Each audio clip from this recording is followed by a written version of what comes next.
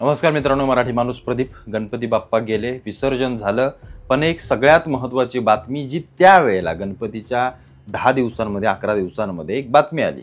ते वृत्तपत्र म्हणजे ह्या ब्रिटिशांनी काढलेलं, या भारतात आणून सोडलेलं आणि सेक्युलरवाद कसा करायचा, डाव्यांची बाजू कशी घ्यायची आणि त्या सगळ्या गोष्टी कशा योग्य करून सांगायच्या, ते हरामखोर नालायक वृत्तपत्र म्हणजे ते तुमची वाहिनी कुठली ती चॅनल तो BBC. बरं, हे इथलं नाही हा.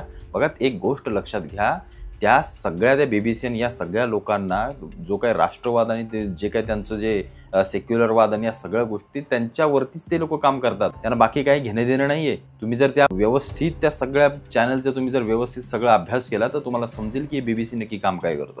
बरं, असो, तो त्यांचा विषय बाजूला ठेवा. त्यांनी एक बातमी दाखवली, ती मी पाहिली, व्यवस्थित पाहत होतो, सगळ्या गोष्टी करत होतो आणि मला असं दिसलं की एका मशिदीमध्ये, कोल्हापुरातल्या एका दर्ग्यामध्ये गणपती बाप्पा विराजमान आहेत, गणपती बाप्पांची आरास केली जाते. या सगळ्या गोष्टी जेव्हा मी पाहत होतो तेव्हा असं समजलं की हे जे काही आहे ते कुठं ना कुठंतरी एक वेगळंच त्याच्या मागचं सत्य आहे आणि ते सत्य तुम्हाला सांगावं लागेल, ते आपल्याला पाहावं लागेल. कारण असे कितीतरी गणपती, असे कितीतरी आपले शंभू महादेव आजही त्या हिरव्या रंगांमध्ये आणि त्या सगळ्या गोष्टींमध्ये कोंडलेले आहेत आतमध्ये. काही ठिकाणी तर गाडून टाकण्यात आलंय, काही ठिकाणी तोडून टाकण्यात आलंय.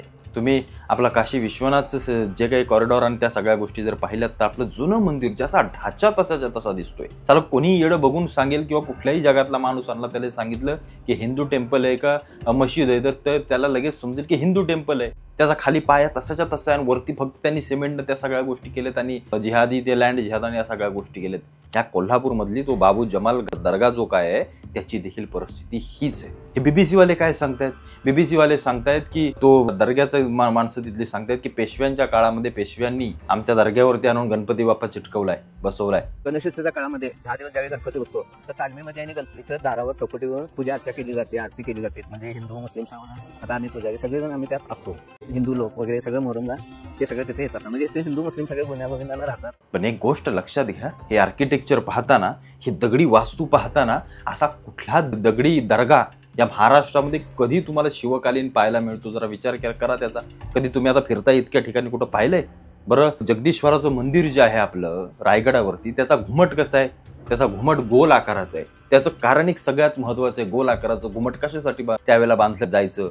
वारा किंवा तुमचं ते जे आर्किटेक्चर होतं. आता आपल्या मंदिरांचे कळस उभेच्या उभे मोठे असतात, तेवढे भले मोठे प्रचंड कळस त्यावेळेला किल्ल्यांवरती उभं करणं हे काही सोपं नव्हतं. त्याच्यामुळे ते गोल घुमट ती पद्धत आली. बरं, ही गोल घुमटाची पद्धत ही सगळ्यात महत्त्वाची गोष्ट लक्षात घ्या, ही जी गोल घुमटाची पद्धत आहे ही आशियामध्ये सगळ्यात जास्त पाहायला मिळते आणि तिथून याचा सगळा प्रसार झालेला आहे. मग ती मुघलांकडे आली, मग ते ती शेवटी शैली आहे, स्थापत्य शैली आहे. आपण आता बिल्डिंग बांधताना काय मुस्लिम बिल्डिंग काय अशी तिरकी जाते आणि हिंदूंची काय सरळ जाते असं काय असतं का? नाही ना. मग जिथं घुमट दिसेल ते आमचंच आहे, जे घुमट दिसेल ते सगळं आमचंच आहे. या सगळ्या प्रवृत्तीनं, या वृत्तीनं अर्ध्या आपल्या दैवी वास्तू, आपली मंदिरं ही अशी रंगरंगोटी करून यांच्या हातात गेलीत. आता या दर्ग्याची तुम्ही ही जी चित्र पाहताय, सांगा कोणीही येडं पोरगं सांगेल की आपल्या चौकटीच्या वरती गणपतींची कुठल्याही तुम्ही किल्ल्यावरती जा, मंदिरांवरती जा, ही सेम आणि अशीच प्रतिकृती असते. कुठल्या दर्ग्यावरती कोणी लावली? काही सांगायचा इतिहास सांगायचा, कुठलाही चुकीचा इतिहास. आणि ह्या असल्या फालतू वृत्तवाहिन्या बाहेरनं आणलेल्या या आपल्या इथं पोचत आहेत. हे जे डावे विचारसरणीची लोक त्यांना फॉलो करतायत आणि त्यांना पाठिंबा देत आहेत आणि ही सगळी लोक असल्या काहीतरी चुकीच्या माहिती सांगतायत. बरं, त्या दर्ग्याचा आणि त्या सगळ्या तालीम जी आहे त्या तालिमीचा अध्यक्ष कोणता? आपला माणूस. हिंदू मुस्लिम ऐक्य आम्ही दर्ग्यातनं ते काय ते पीर बाबांचं ते काय असतं ते तुमचं त्यांचा जुलूस वगैरे असतो, त्याच्यामध्ये आम्ही सगळे एकत्र होतो. आम्ही किती आमचा मराठी माणूस चुकीच्या मार्गाला याचा विचार आम्ही कधी केलाय का? अरे ते पण हिंदूच आहेत, तेही हिंदूच आहेत, त्यांची संस्कृती हिंदूंचीच आहे. त्यांनाही हे माहिती आहे की आपल्या 5-7 पिढ्या मागच्या खोदल्या ना तर आपण हिंदूच आहोत, सगळे हिंदूच आहोत. फक्त ह्या सगळ्या झाल्या काय गोष्टी? जिहादाच्या, लँड जिहाद. कशासाठी? कशाला? हिंदूंची मंदिरं घेऊन काय मिळणार आहे? हिंदूंच्या किल्ल्यांवरती जाऊन, छत्रपतींच्या किल्ल्यांवरती जाऊन रंगरंगोटी करून आणि या सगळ्या गोष्टी करून मिळणार काय? आम्ही शांत बसलो. या जर सगळ्या गोष्टींच्या पार्श्वभूमीवर जर तुम्ही मागे गेलात ना तर हे तुम्हाला काँग्रेसच्या सरकारमध्ये झालेल्या सगळ्या गोष्टी दिसतील. हे विशाळगडाचं प्रकरण का नाही? त्यावेळेच्या सरकारनं तात्कालीन या सगळ्या गोष्टी अडवल्या. कसे हे गडांवरती गेले, कसे हे सगळ्या, म्हणजे काय आपण फक्त गप्प बसायचं, माणुसकी म्हणून, अरे असू दे, राहू दे, काय राहू दे, उद्या सगळंच घेतील हातामध्ये. तुम्ही काय कराल? तुम्ही बसाल बोंबलत. सरळ सरळ दिसतंय आमच्या दगडी वास्तू, आमच्या गणपती बाप्पांचा दगडी त्या सगळ्या शिल्प कोरलेलं ते काही खोटं नाहीये आणि त्याला फक्त तुम्ही हिंदूंची आस्था दुखवू नये म्हणून त्याला रंगरंगोटी करून सांगताय की आम्ही सगळे एक आहोत. अरे वा रे, असे किती मंदिरं, असे किती साऱ्या गोष्टी यांच्या हातात गेल्या. आपण आपल्या ढम्म ठिम्म बसलोय, फक्त बघत बसलोय. पुरातत्व खातं आमचं सगळ्यात घाणेरडी जर कुठली व्यवस्था या देशातली असेल तर ते पुरातत्व खातं आहे. मी वारंवार यांच्यावरती टीका करत होतो. पुरातत्व खातं सगळ्यात भ्रष्टाचारी आणि सगळ्यात आळशी काय असेल ना तर ते पुरातत्व खाते. काहीही काम करत नाही ते, काही यांचं लक्षच नसतं कशाकडे कसं. फक्त आपलं ते दगडी ढासळू द्या, फक्त पाट्या लावून तेवढ्या ठेवतात पुरातत्व खात्याच्या आधिपत्याखाली. एवढंच फक्त त्यांचं काम चालतं, बाकी काही नाही. पण कुठेतरी याचा विचार केला पाहिजे की अशी किती वास्तू यांच्या हातात गेल्या. बरं, आता हे द्यायला तयार आहेत का? नाही देणार, तुम्हाला देणार नाहीत. तुम्ही सुऱ्या बिऱ्या घेऊन बाहेर पडतील. त्या विशाळगडाचं प्रकरण झालं त्याच्यानंतर अख्खा मुस्लिम समाज बाहेर पडतो यांच्या पाठिंब्यासाठी. पण एक त्यातला माईचा पूत म्हणत नाही की हे तुम्हीच बरोबर आहे, त्या अनधिकृतपणे तुम्ही तिथं राहताय, चुकीचं आहे हे. एकही मुस्लिम दाखवा मला असं बोलताना. पण लाखो हिंदू तुम्हाला भेटतील की जे सांगतील नाही ती दंगल जरा चुकीचीच झाली होतोय, माझा पोळान ते काय केलं, नाही माणुसकी ठेवावं, धर्मात काय तुम्ही भांडता, हे सांगणारे. अरे बघ, ज्या छत्रपतींच्या गडांवरती गाया कापतात, कोंबड्या कापून जुलूस काय करतात आणि काय ते सगळं अनधिकृत बांधकामच चालले आहेत, ते आमच्या हिंदूला दिसत नाही पण हे दिसतं. म्हणून आपण गांडू आहोत, हिंदू म्हणून आपण गांडू आहोत. ते बरोबर त्यांच्या धर्मासाठी एकनिष्ठ आहेत.